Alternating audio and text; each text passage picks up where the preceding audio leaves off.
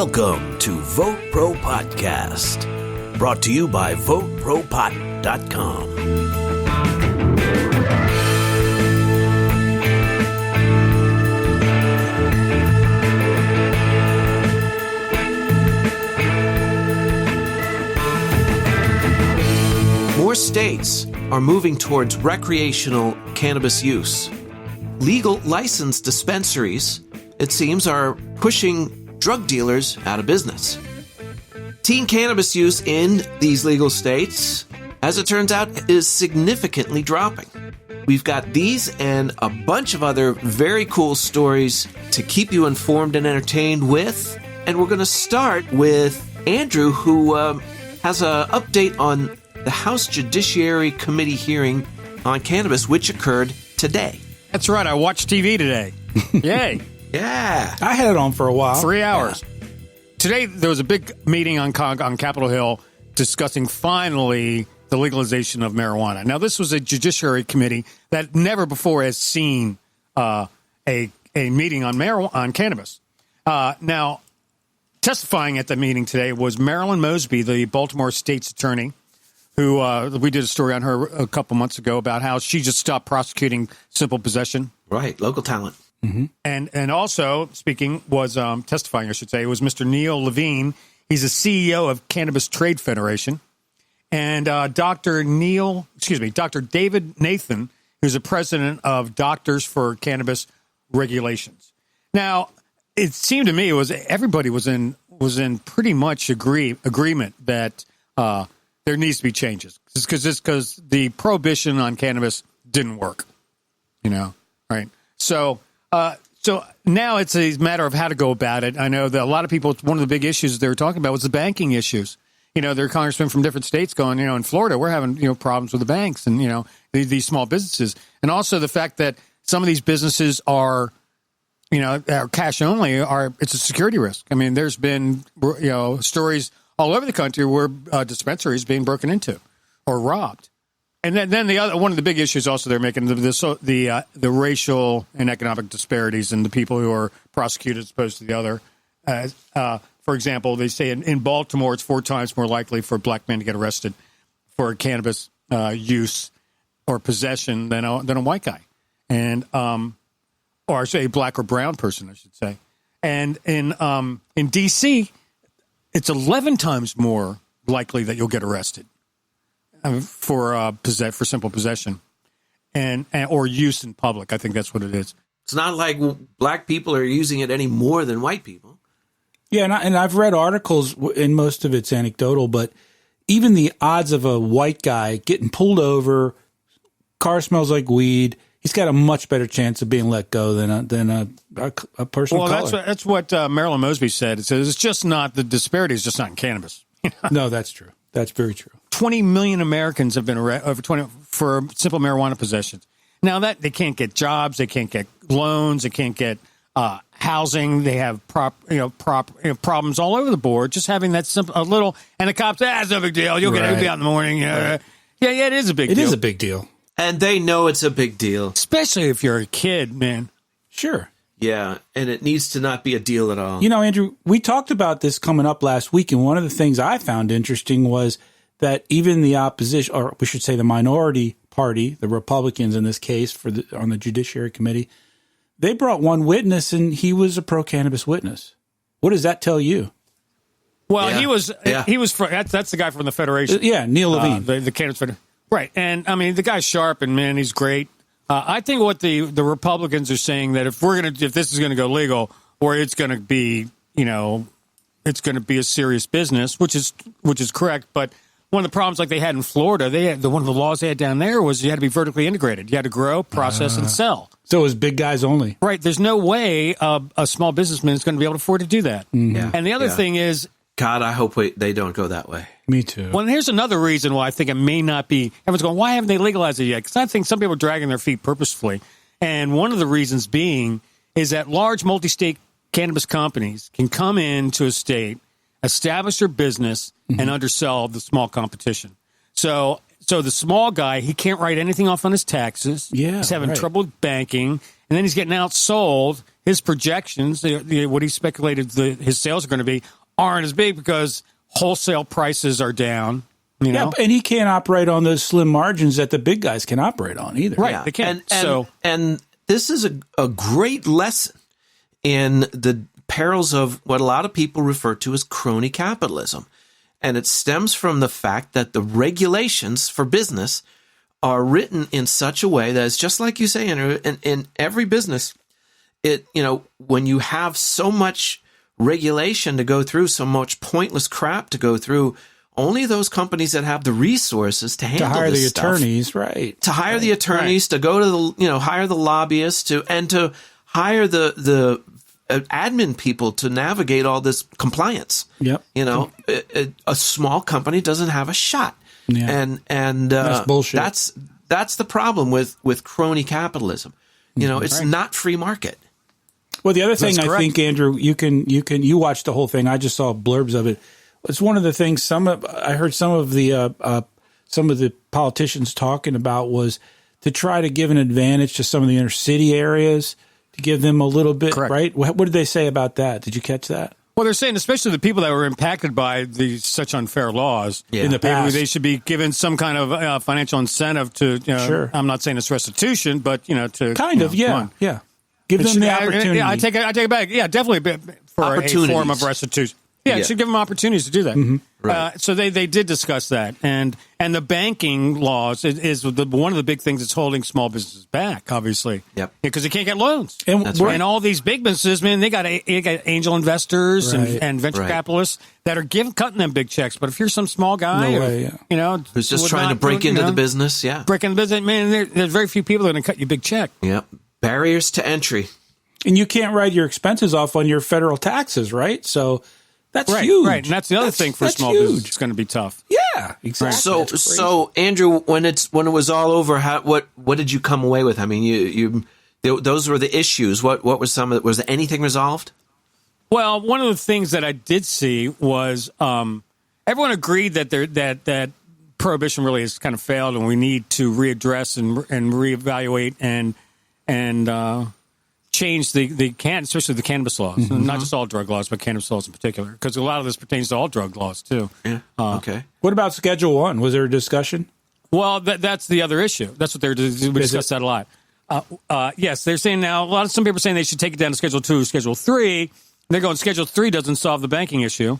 It will solve the research issue, but still, it's not going to do any good for a small business. Right. A lot of these people are advocating to take cannabis off the schedule Completely. list altogether. Yeah. And they said because of the three reasons why it should qualify to be Schedule 1, it doesn't qualify for any three of them. Right. You know? Yeah. You got to prove it has no medical. It has medical. It's highly addictive. It may be people might form a dependency on it, but it's not highly addictive By any means. And No more than coffee or sugar. Right. well, actually, they discussed that, and they were saying and they're saying now, listen, marijuana isn't harmless. I mean, it can, people can have problems with it. Sure. But as far as people can become addicted to it or dependent on it, but whereas whereas tobacco or cocaine, the people who try it, who get dependent on it, are in the 20%, 30% sometimes, like that. They say cannabis, it's like 9% of the people who use it develop a problem. Form a dependency, and that is on par with about the same as with coffee. Oh. There's about 9% of the coffee drinkers have a dependency on coffee. Interesting. Not that there's anything, I'm not saying bad about coffee, but the other thing about cannabis, it's so easy to quit. Yeah. I mean, you just run out, and that's about all you need to do. Well, listen, I think these hearings are really a huge step and really important. So I'm going to put a link on our show description page to the hearing. You can go watch it on YouTube. Yeah. And so people can see it. And I think y'all should really go look at it. If you're, this is. It's really good. They really lay out the basic case and very well, although everyone could only speak for 5 minutes, but they still laid out a well-established case. Excellent. And they covered all the major points on why it should be legalized. And as always, this is just another example of how important it is to stay up on what's going on, especially in your state, in your locality. Find out who the laws our lawmakers are, what their positions are, and where things are going, you can attend your state meetings, hearings on these things. There's all kinds of ways for you to get involved and keep informed. And one great place to start is to check us out at VoteProPot.com. And go to our contact page on our site and send us a note or send us an email at podcast@VoteProPot.com. And we've got a message line. Call the message line, leave a message, an idea for a show, whatever. We'll put you on the show. It's 240-257-2441. And please like and follow us on Facebook, LinkedIn, Twitter, and now Instagram. Just do a search for Vote Pro Pot. Well, as we move along with federal issues, a lot of more states are moving towards recreational. Isn't that correct, Jay? Yeah, we've got 3 states in the news today. We've got New Mexico, Montana, and Arkansas. So these are all, certainly Arkansas is a pretty southern state, but they've got all 3 have medical programs now. And so all 3 are... Now, are any of those ballot initiatives? Yes. And that's a great question. New Mexico. On Wednesday, industry officials and policy experts will meet for the first time to begin crafting proposals to move legislation forward. New Mexico does not have a ballot initiative or proposal system set up, but a task force has recently been created by the governor. That's Michelle Grisham. To develop proposals that will ultimately be incorporated into the legislation. So they're looking to have legislation ready and written by the 2020 session, which starts in January. So that's excellent news. And of course, to have the legislature on the side, the positive side, helps a lot in New Mexico. The second state we're looking at is Montana. Now Montana has a medical program. But there are 2 groups working on a ballot initiative, or I should say ballot initiatives. They each are writing up their own language for ballot initiatives, seeking to legalize and tax recreational marijuana. The 2 groups are Montana CAN, C-A-N, and Coalition 406. So I recommend that, if you live in Montana and this is a subject of your heart that you want to see move forward, contact your legislators and let them know that you're pro cannabis reform in Montana, recreational, and you want to see it move forward. A February 2019 poll by the University of Montana researcher found a majority of 51% of registered Montana voters support legalizing marijuana. So it's not as high as some other states. I mean, Montana's a pretty red state, right, Phil? Right. It is, and not as high as the national average. Yes. But still over the edge. So more than half. They need to get about 25,000 signatures. So that's what they're working towards right now. And the final one is Arkansas, which, my God, that's a pretty southern state right there. But believe it or not, Bill Clinton state. Yeah. Doing some research, Arkansas actually has one of the better medical marijuana programs, Really? which surprised me. Arkansas and Oklahoma, isn't that something? Yeah, no kidding. A new state law will make securing spots on the ballot more challenging. Act 376, which went into effect March 6, shifted the reviewing authority of the ballot title and text of a proposal from the Attorney General to a state board of election commissioners. So it's more difficult to get the language through now, supposedly. Now the review only happens after the sufficient number of signatures has been collected. The new law also tightens. So in other words, they've written a law that affects how ballot initiatives are constructed. So that makes it a little more difficult. So again, it is across the board. Across the board for Arkansas. So if you're in Arkansas, be sure to call your local representatives. Make some noise. The number of signatures required to place constitutional amendment on the ballot is 10% of the total number of votes cast in the last gubernatorial election. Is that a clusterfuck or what? So they would need almost 90,000 signatures in Arkansas to get this on the ballot. So, all right. So good. Listeners in and near Arkansas, this is kind of a call to action because basically what they're doing is raising the bar. Exactly. So you got to meet it. Yep. They're raising the minimum, so we got to meet the minimums, and that means get involved. So Have at it, Arkansas. All right. Also, I'd like to send out a big aloha to our brothers and sisters in Hawaii. Right. Wiki. Which just became the 26th state to decriminalize cannabis. Right. Yeah. Right on. All right. Hawaii. I think we'll have to go. Well, take a trip out there, guys. That's one more reason I want to go to Hawaii. Yeah, mahalo. Add it to the Add it list. to that long list. Hawaii and Arkansas, Montana, and New Mexico, they are going to discover, hopefully, what a lot of states have discovered, that, legalizing cannabis, legalizing dispensaries are having some there's a pretty good upside on a social level. Isn't that right, Andrew? That's right, Phil. And now in states where marijuana is legal.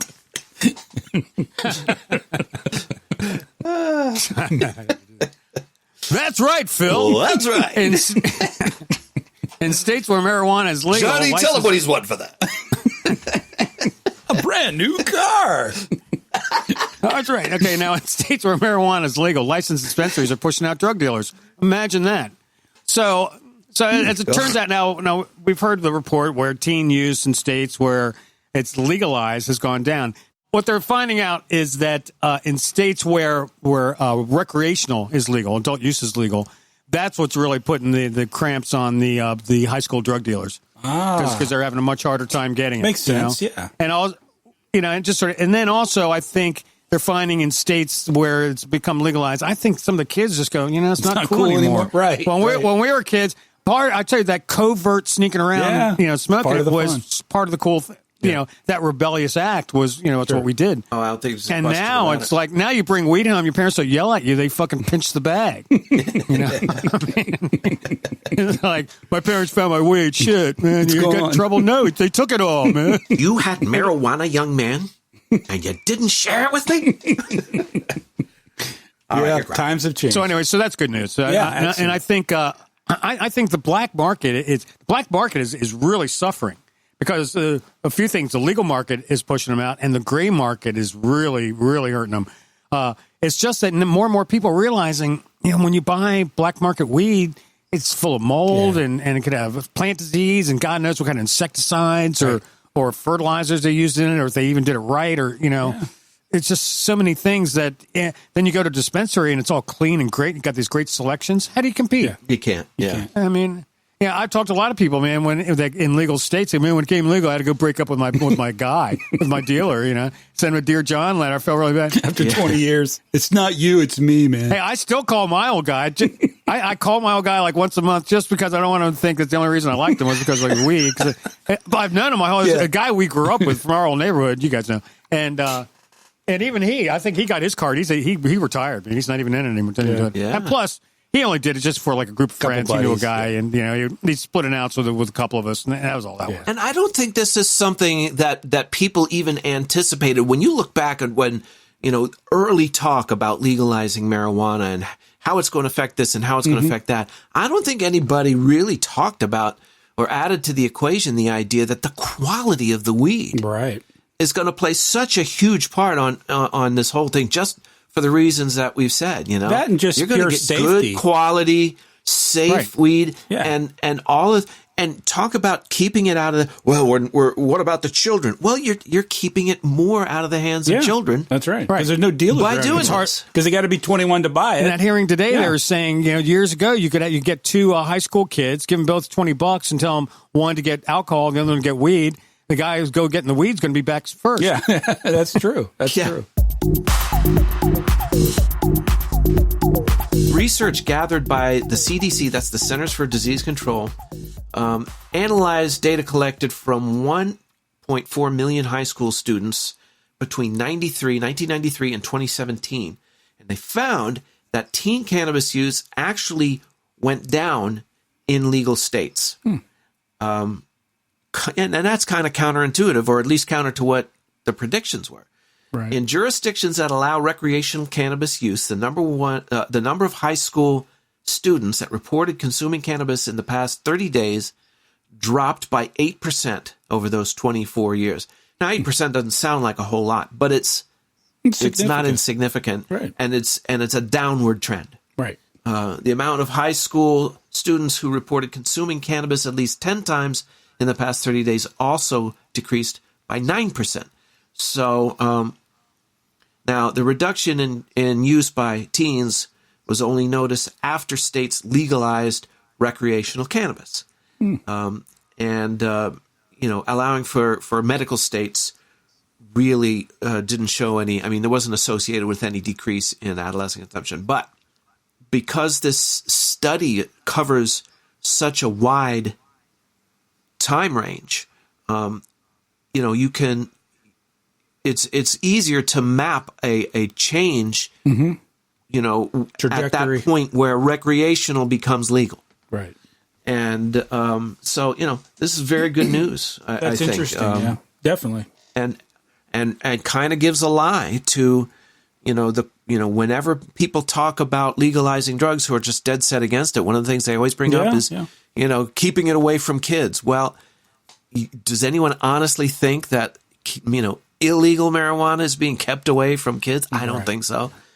And according to this, legalized cannabis is to a greater extent. So the results I think that's significant. The results of the study are completely contrary to all the naysayers before legalization who said that was one of the biggest complaints or the biggest fears.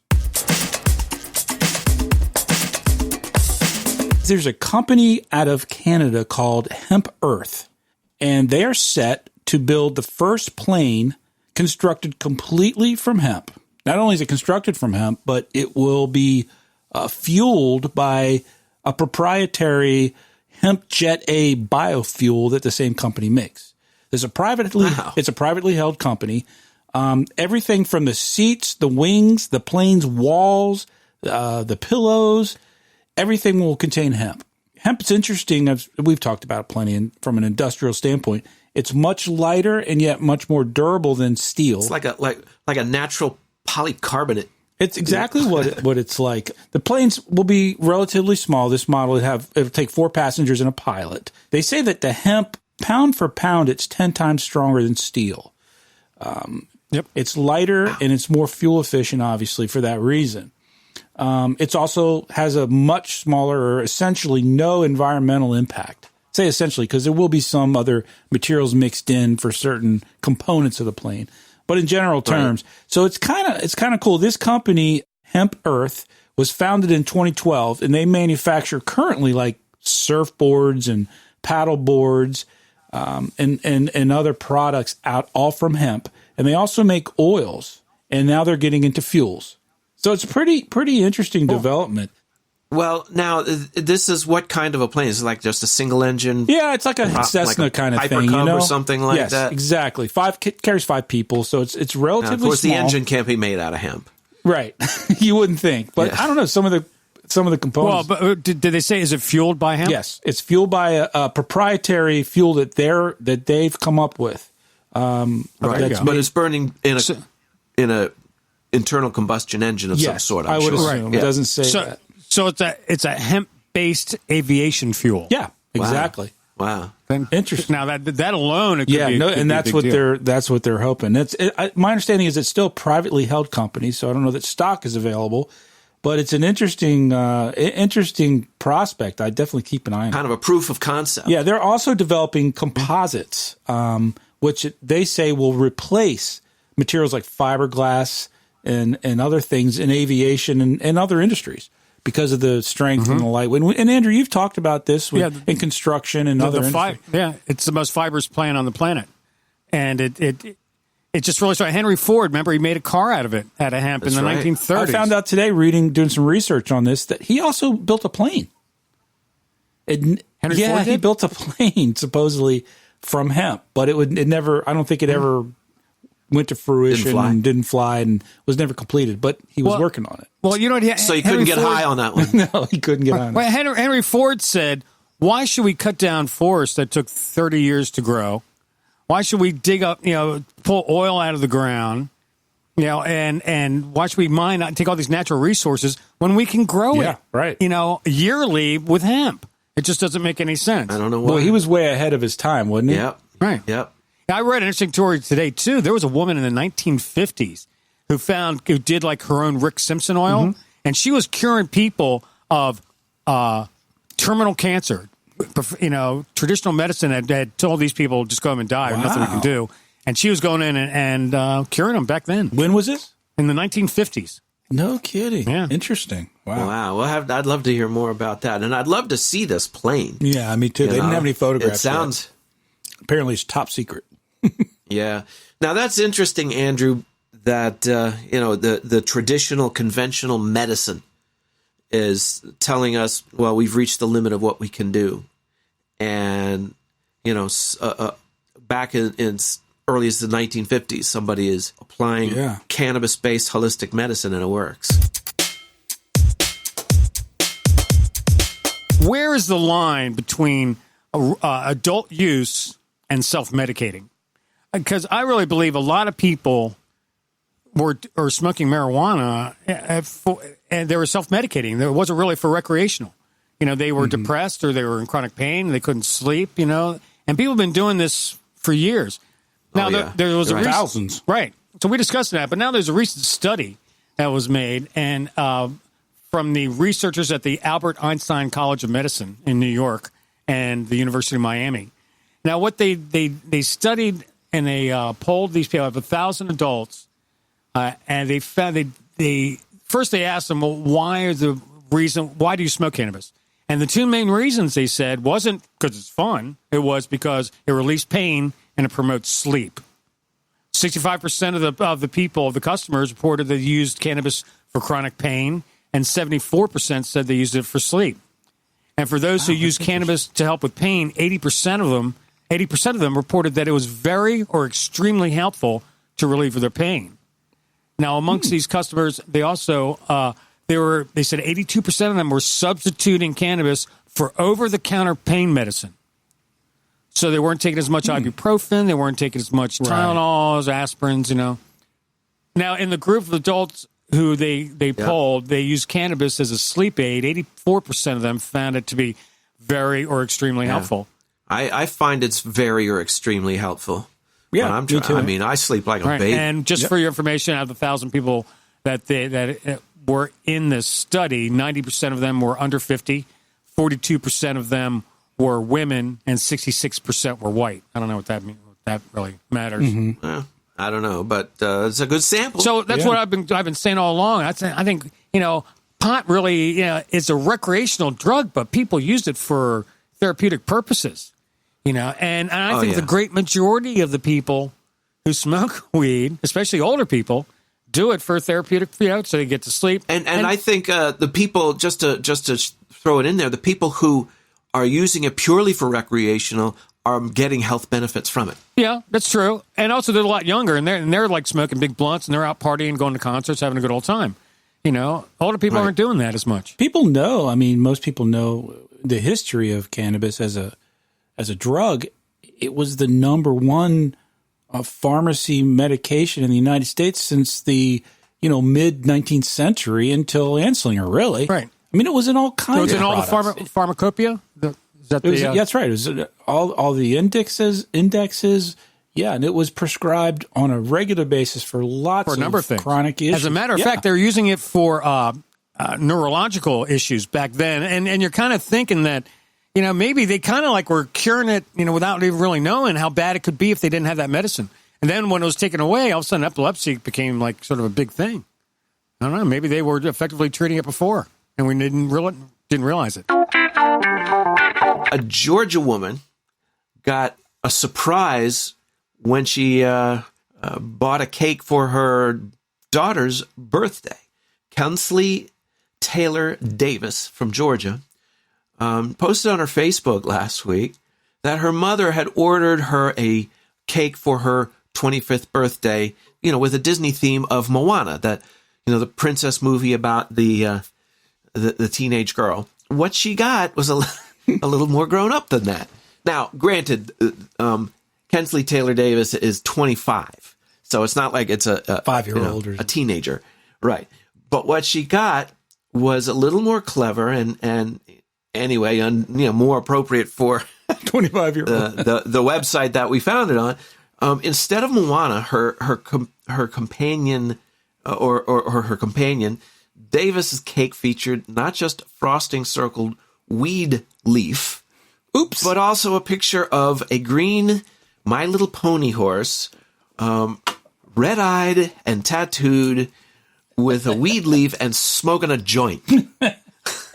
So, well, what's a 25-year-old getting a cake with a princess on for anyway? That's kind of weird, isn't it? Well, it was decorated happy 25th birthday, so I figure the pastry chef wasn't being so malicious as to, knowingly send it to a teenager. But so they thought she said what now? Milan? I don't know anything about Disney.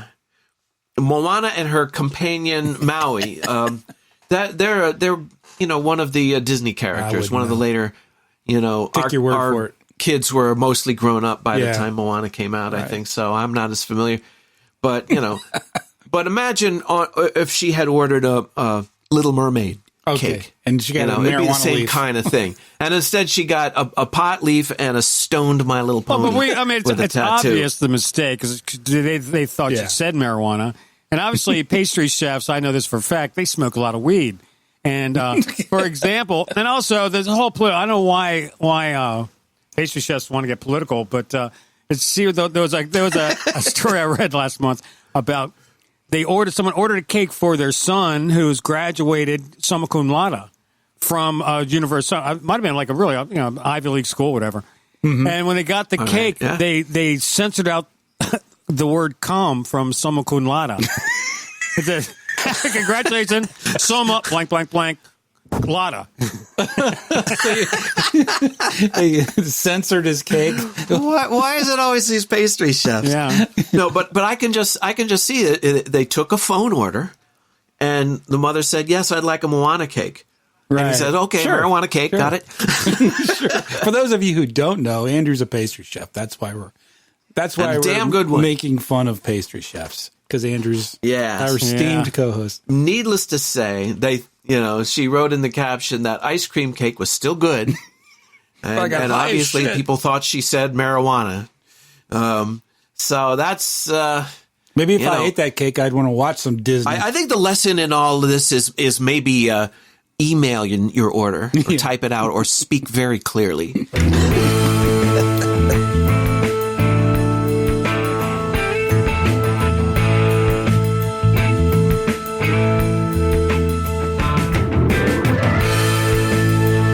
Folks, I hope you've enjoyed this installment of Vote Pro Podcast. I did. Check us out online. I certainly did. Check us out online at VoteProPot.com. Send us an email at podcast@VoteProPot.com. And please check us out on LinkedIn, Facebook. What's that Tweeter thing? What's the other one? Instagram? Twitter, yes. Twitter and Instagram. Yeah, just do a search for Vote Pro Pot. Wish I was up in Vancouver at the Cannabis Cafe, smoking good old Sensimilla at the beginning of the day. But here I am in New York City,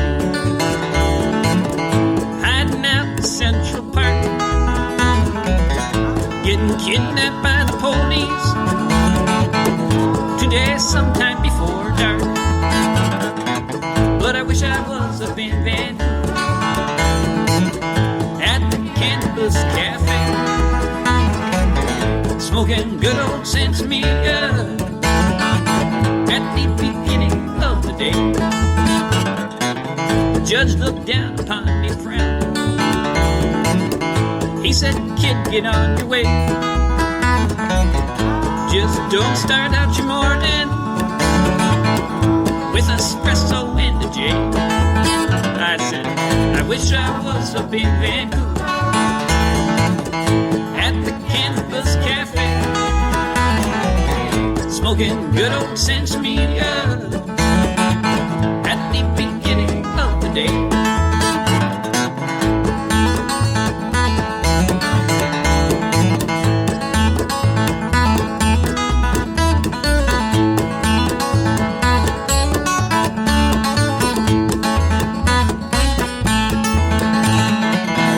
Hitched on out to Portland,